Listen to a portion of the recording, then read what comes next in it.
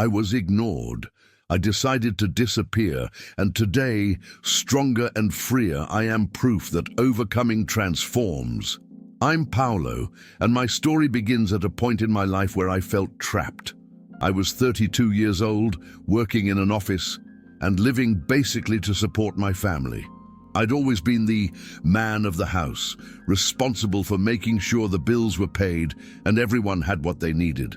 My birthday, which should always be a celebration, became just another routine day for everyone around me.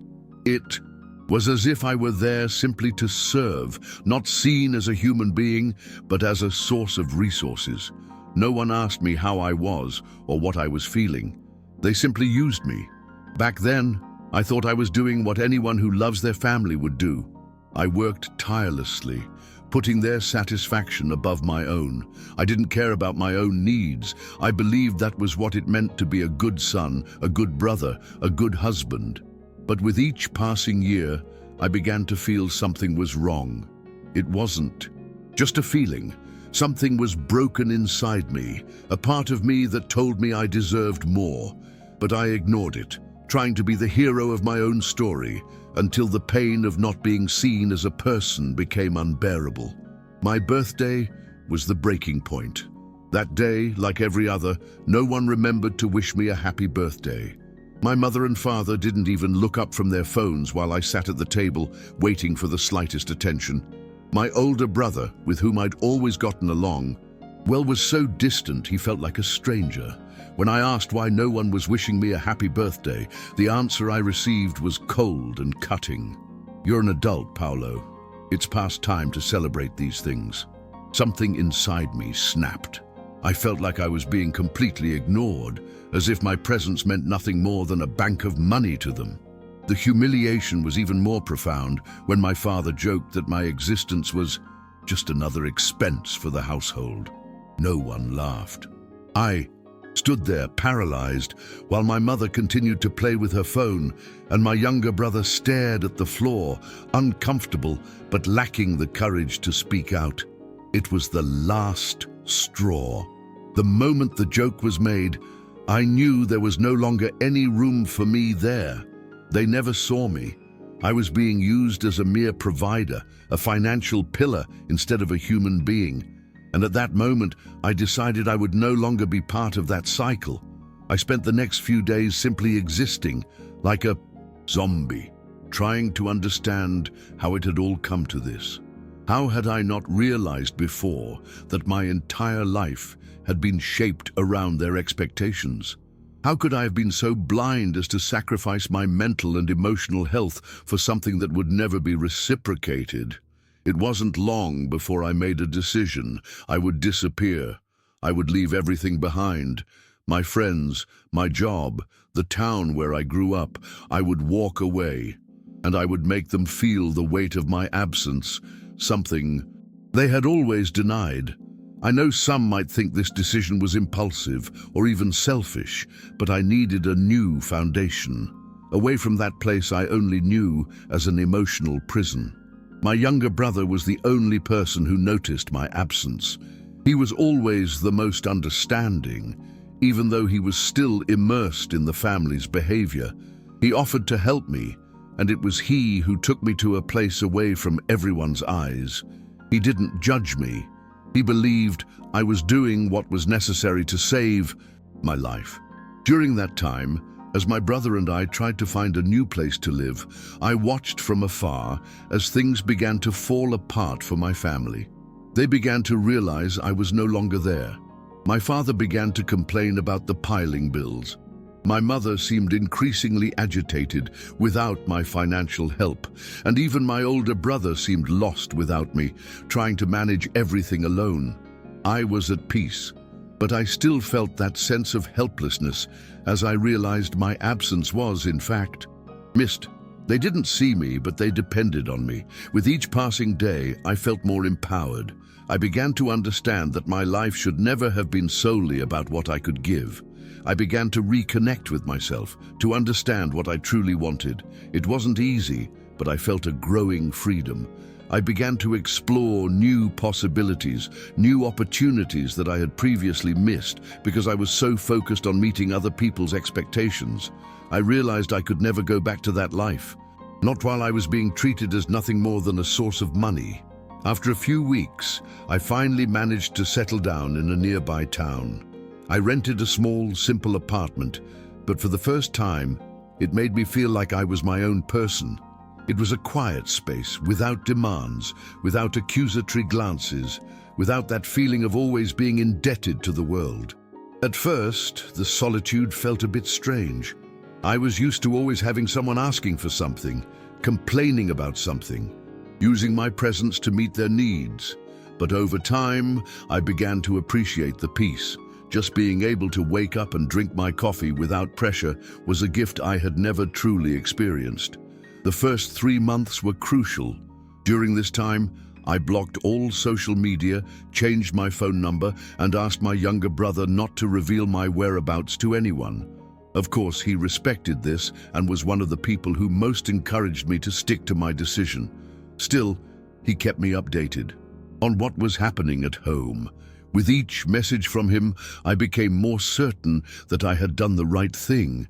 My father lost the job he'd been holding out of complacency, my mother started selling belongings to pay bills, and my older brother, who had always been treated as the favorite, was experiencing firsthand the burden of supporting a household. I won't lie, part of me felt a quiet pleasure knowing they were getting a taste of their own medicine. Not because I wished them harm, but because I wanted them to understand the value I'd always had there. For years, I'd been told I was just the responsible one, the one obligated to provide support because I was the wisest, the strongest, but no one ever asked what I wanted, what I dreamed of. I was tired, and for the first time I allowed myself to feel anger without guilt. I needed that time away to heal all the wounds they'd opened without even realizing it. It was during this period of seclusion that I began to rebuild not only my routine but also my identity. I started reading more, took online courses I'd always wanted to take, and challenged myself to learn new things. I regained my physical health, something I'd always neglected while working overtime to support everyone. I started exercising, watching my diet, waking up early without that feeling of oppression. Little by little, I became a version of myself I'd never known before. A free person, aware of their limits, and with a self-esteem that was finally beginning to blossom. My younger brother visited me frequently, and during those visits, he always brought me updates on the state of the house. He also took the opportunity to vent, telling me how lost he felt in that toxic environment. I began to see in him a reflection of what I was years ago, someone suffocated by family expectations, striving for acceptance at any cost. I talked to him a lot, explaining how long it had taken me to understand that love can't be proven with sacrifices that destroy our essence. Little by little, I realized that he too wanted to break free, that he too dreamed of a life away from that prison disguised as a home. And then came the moment I consider the most liberating of my life, my birthday the following year. I was so at peace that I didn't even remember the date until I received a message from my younger brother. He said, "Today is your day, and for the first time, you're going to celebrate it the right way, by being happy." These words made me reflect on how I had progressed that past year. I was far from the chaos, the pressures, the humiliations, and finally I felt complete, even without the fake smiles and self-serving hugs of my old home. I decided that on that day, I would do something symbolic. I got in the car and, along with my younger brother, drove to the old family home. I didn't tell anyone I was going. I just showed up. When I arrived, everyone was shocked. My mother rushed to hug me. My father tried to make awkward jokes as usual, and my older brother looked at me with that air of superiority I knew so well. But in that moment I felt neither anger nor sadness. I felt power. For the first time I was there because I wanted to be, not because I needed to please anyone. I looked each of them in the eye and said in a firm voice that this would be the last birthday I would spend with them. The reaction was exactly what I expected. My mother burst into tears, telling me I was ungrateful. My father was angry, trying to guilt-trip me. But I was ready. I told them everything I'd felt for years, how their every move had slowly destroyed me, how I'd always been seen only as a financial liability.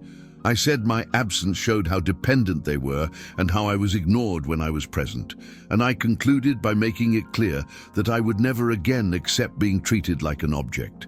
I didn't need that family to feel complete, because those who truly love me don't use me. When I finished speaking, it was as if a ton of weight had been lifted from my shoulders. The look of shock on their faces was unlike anything I'd ever seen before.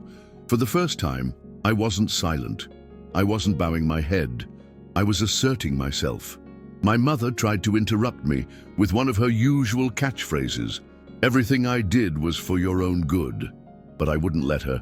I told her that love isn't demonstrated by exploitation, that presence isn't an obligation, and that from then on, I would choose who I shared my life with. I saw in their eyes that my absence had made an impact, and finally I realized I was never the problem. I was just in the wrong place. That same day, I grabbed the few things I still had in the house, some old photos, a gift from my late grandfather, and left.